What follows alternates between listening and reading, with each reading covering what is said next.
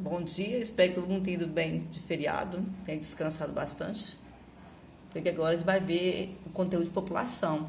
É um conteúdo que vocês já viram, mas que costuma cair bastante no Enem, e é bom dar uma revisada. Então, essa semana a gente vê população, e semana que vem vamos estudar as 3 teorias do crescimento populacional.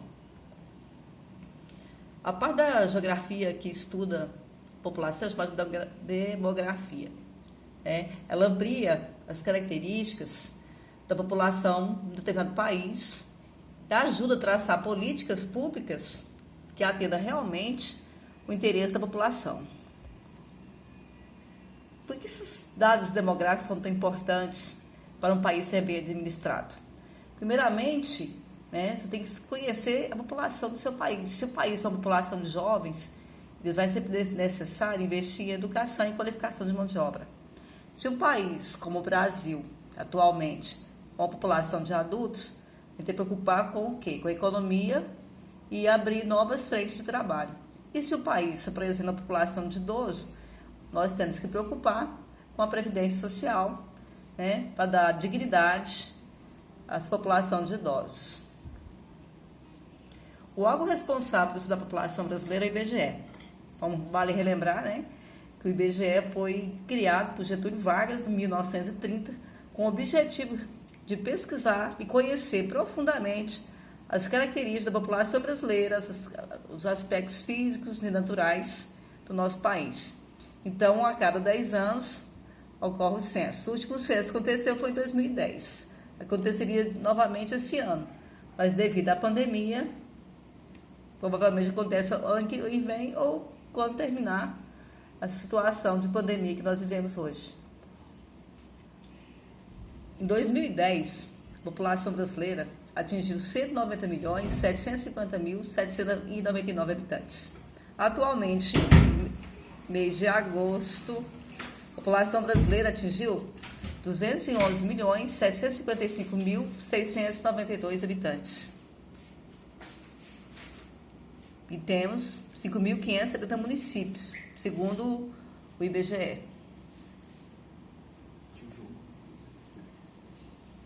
Bom, ele tem algumas características da população brasileira. O Brasil é oficialmente conhecido como República Federativa do Brasil, é o maior país da América do Sul e o 5º maior em extensão territorial e população. A população brasileira, em 2020, mês de agosto, foi 211 milhões. A expectativa de vida brasileira está aumentando. O brasileiro vive 76 anos e 7 meses. A taxa de crescimento populacional está 0,79, isso em 2020. E a taxa de fertilidade, de acordo com o IBGE, o país registra 1,94 filhos por mulher, estando abaixo da taxa de reposição da população brasileira. O que significa isso? Significa que a população brasileira, a tendência ela reduzir. Futuramente, nós vamos virar um país de idoso. Porque 1,9 filhos por mulher não repõe a população brasileira. É o que a gente vai estudar as teorias populacionais, vocês vão compreender bem o estilo, que nós estamos acompanhando agora. Aí faz uma análise, da população brasileira ao longo do tempo. 1960, a média de filhos por mulher era de 6,3. Depois, em 1970, foi para 5,8. Década de 80, 4,4. Década de 90, 2,9 filhos por mulher. 2000, 2,3 filhos por mulher. Em 2006, com 2 filhos. E agora, em 2020, vocês viram ali, menos de 2 filhos por mulher. Isso devido ao quê? A população brasileira era rural. Então, exigia o quê? Uma maior quantidade de mão de obra no campo. Então, os filhos eram mão de obra. Com a vinda da industrialização e o processo de urbanização em crescimento, criar o filho na cidade é mais caro. Então, fez com que a taxa reduzisse. Outra coisa também, a mulher deixou de ser apenas dona de casa. Hoje ela está no mercado de trabalho e faz 2 jornadas duplas de trabalho. Então, ter muitos filhos é complicado. E na década de 1950 foi descoberta a pílula, que possibilitou a mulher ter controle da natalidade. Fazer, o controle da natalidade. Outra coisa que aconteceu no Brasil, né? Uma queda de casamento precoce, o pessoal não está casando mais jovem. O custo com os filhos é mais caro, a mulher se tornou profissional e acesso aos métodos contraceptivos. Aí então, para vocês verem, né, por região brasileira, a região norte e o nordeste é onde as mulheres têm o maior número de filhos. Isso em 2010, né? O sudeste é a menor taxa e o sul também. E o centro-oeste, 1,92. Então, o Brasil está caminhando, né, para se tornar um país de população de idosos.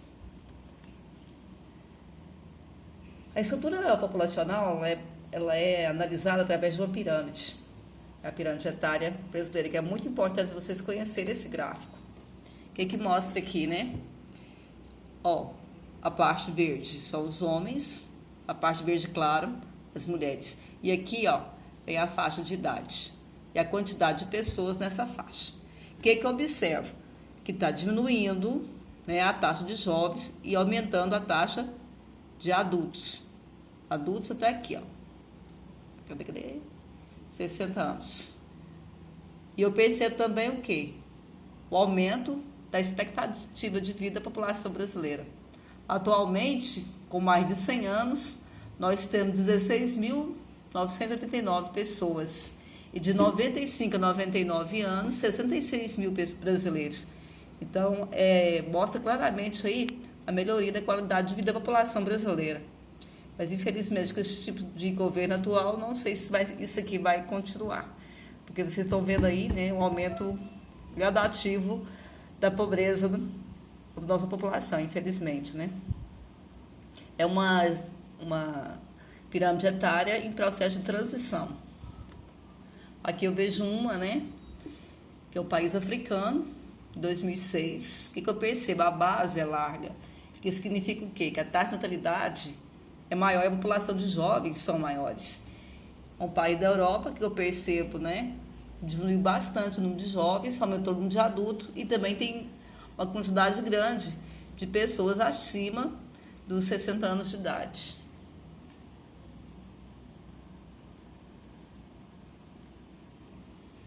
Quando a base da pirâmide vai encolhendo, a tendência é o quê?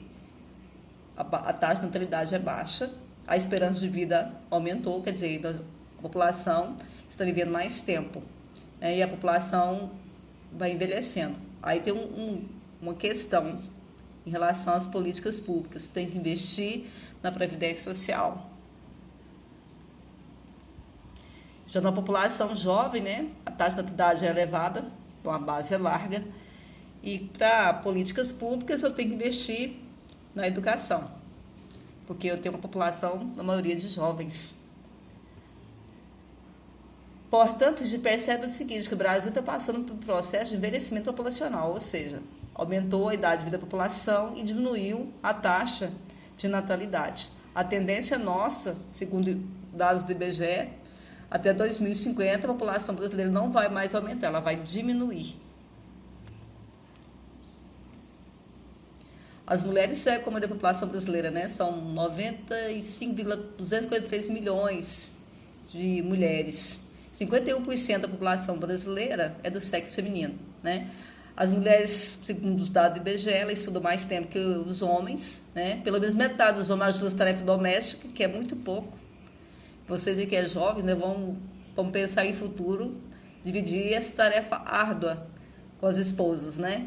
E as mulheres, infelizmente, ainda ganham apenas 70% do salário do médio de um homem, mesmo fazendo o mesmo tipo de serviço.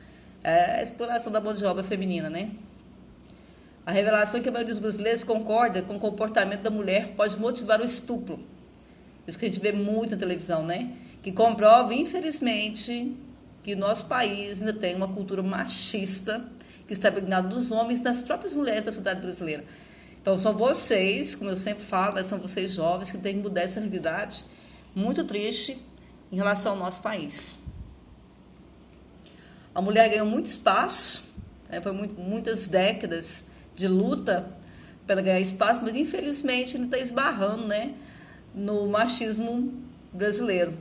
E a consequência aí desigualdade de gêneros, né? Mesmo fazendo o mesmo tipo de trabalho, tendo estudado mais que um homem, o salário da mulher ainda é menor. E é mais difícil também, infelizmente, ela conseguir entrar no mercado de trabalho. Aí tem aí, né, 40% dos lares brasileiros dependem do trabalho feminino, né? E é uma queda de braço no mercado de trabalho. Sabemos aí que, devido à globalização, né, e da conscientização das mulheres, ela vem assumindo lugares de destaque na sociedade brasileira, que antes era ocupada apenas pelos homens, e as mulheres eram apenas criadas para ser boas donas de casa e boas mães. Graças a Deus isso mudou, né? Se tiver alguma dúvida, eu estarei aqui para tirar a dúvida de vocês. Não quero um vídeo muito grande,